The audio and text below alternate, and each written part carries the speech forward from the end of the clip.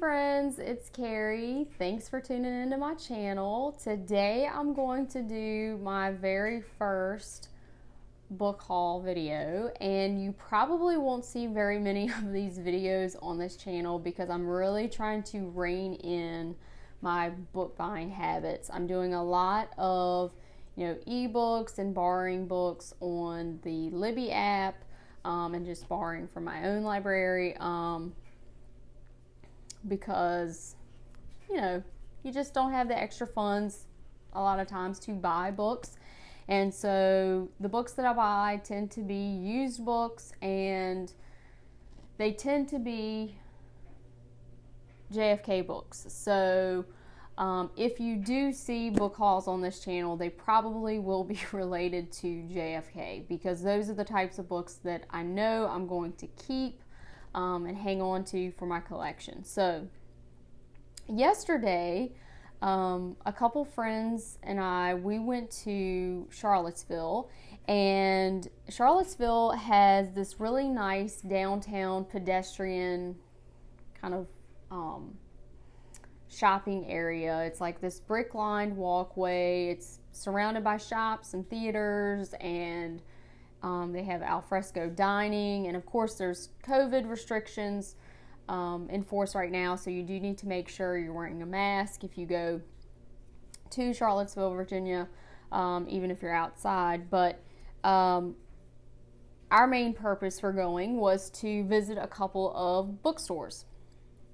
So we went to 3 bookstores, and I was able to find some really awesome Kennedy titles. So I'm going to tell you about the bookstores and the books that I found. The first bookstore we visited was Blue Whale Books, and one of the first things I noticed upon entering this bookstore is that they had a lot of maps and a lot of prints, which was pretty interesting. My husband, he loves maps, so I thought that was pretty cool. They have on their little bookmark here, antique books, prints, maps, used fiction, history, Virginia titles, biography, poetry, and more. They had a pretty extensive poetry collection if you're into that. And I did notice that their books were in excellent condition. The 3 books that I purchased at Blue Whale Books were my favorite type of book. That is hardback with the Mylar cover. So they were in excellent condition. So I was really excited to find that. So I had to set a limit of 3 JFK books in this one store because they had probably 3 shelves of titles related specifically to JFK's assassination, and then they had another section of titles related specifically to his presidency. And I had about half of the titles, so that narrowed it down a little bit. But there were quite a few that I didn't have, and so I tried to choose things that I hadn't seen before. And so this first book, Passport to Assassination, the never-before-told story of Lee Harvey Oswald by the KGB colonel who knew him. And this is by Colonel Oleg Nechemprenko.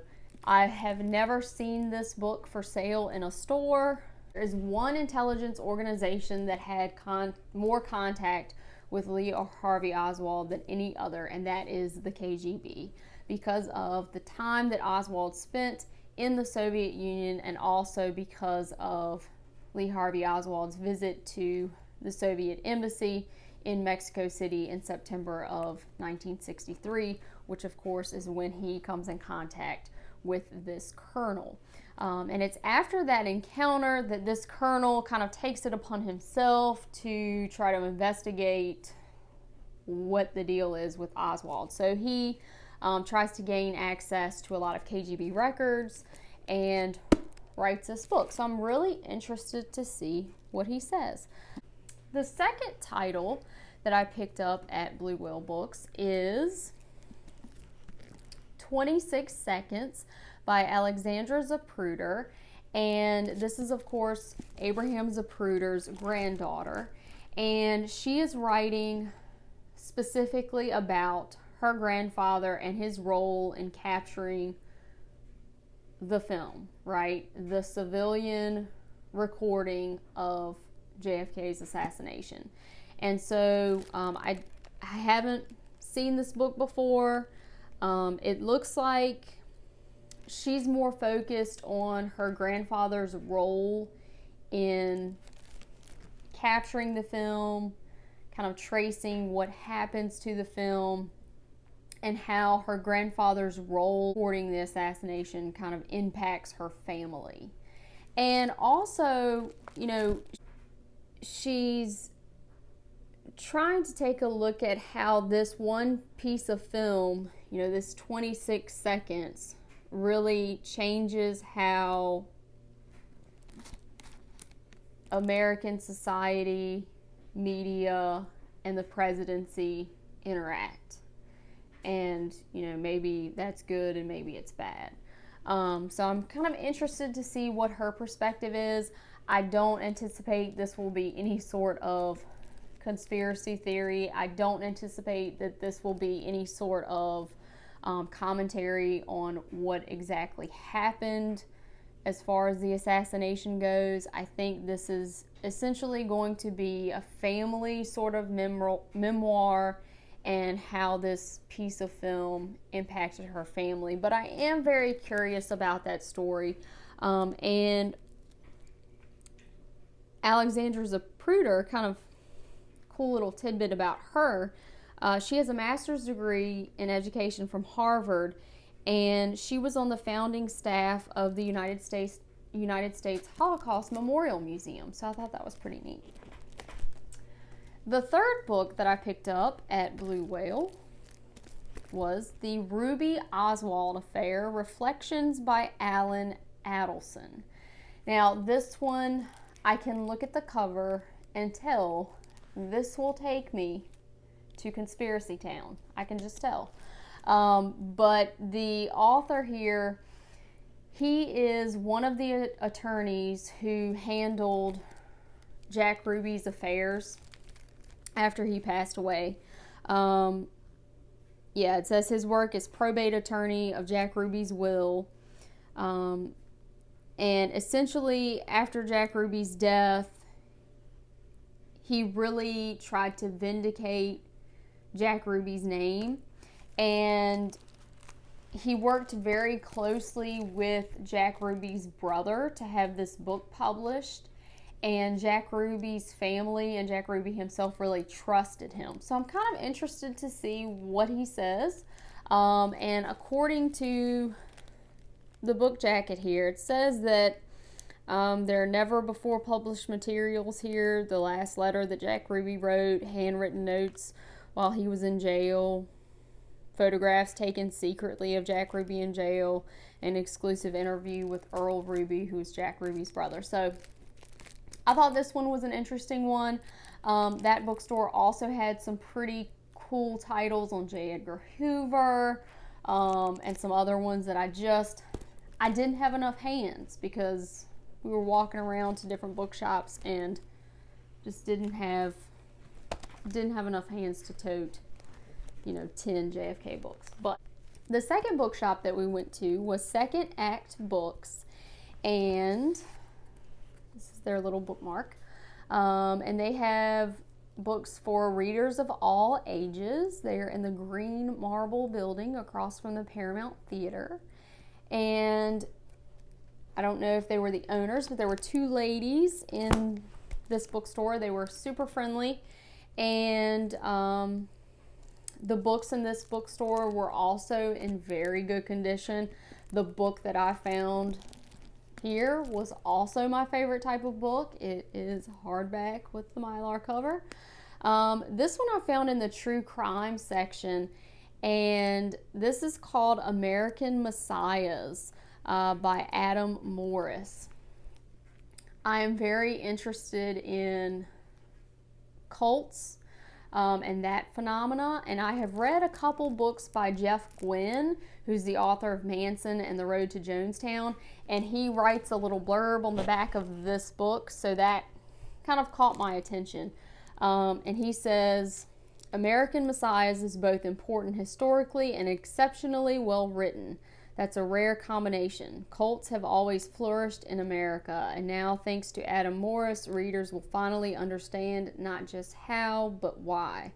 I wish I'd had American Messiahs for reference when I was writing my own books.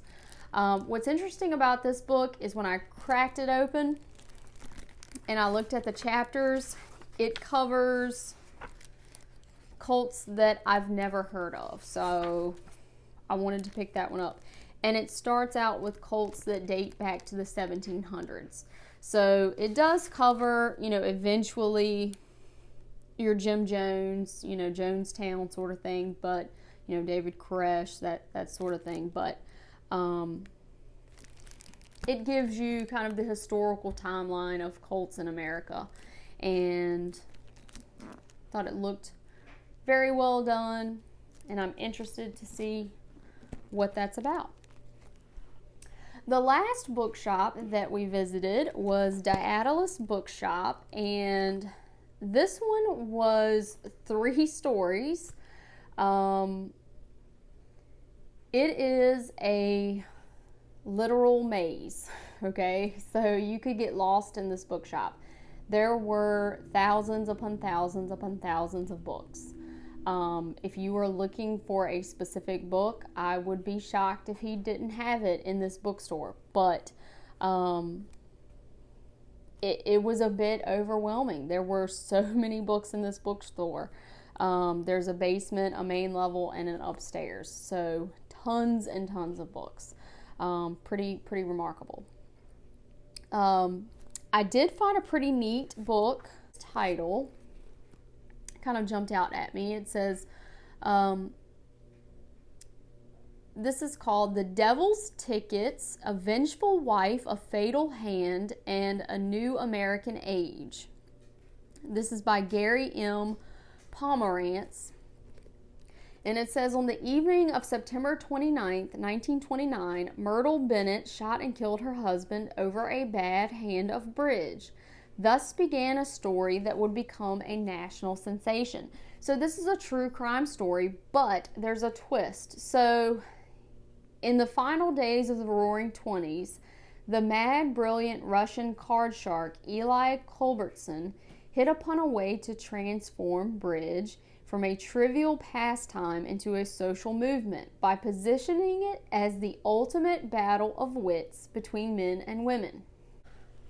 What I'm gathering is that even though this is about a murder trial, this really becomes about a battle of the sexes, because this bridge game, it's supposed to be a battle of the wits, and then somehow that ends up in a murder. And so this battle of the sexes is going to play out in this court case.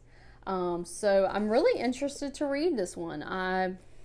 It was kind of an impulse buy, and because it was a used book and I didn't spend very much on it, I kind of let myself purchase it. There's a couple pictures in the center, so pretty cool. And it's nonfiction November, so I said I'm not going to do very many book hauls on this channel, but because it's nonfiction November and I was already out there and I did want to support our independent booksellers, I went ahead and bought it. My 2 friends, they found some pretty cool stuff. Lisa was able to find some cool Virginia history books, specifically related to Stanton River. And my friend Emma, she was able to find some recipe books. She actually pointed me into the direction of the White House cookbook for the Kennedys, which I did not purchase, but it looked really cool. And it had recipes in it, but it was a lot of it was the history of the Kennedy White House and kind of the dinners that they had and that sort of thing, which was pretty neat.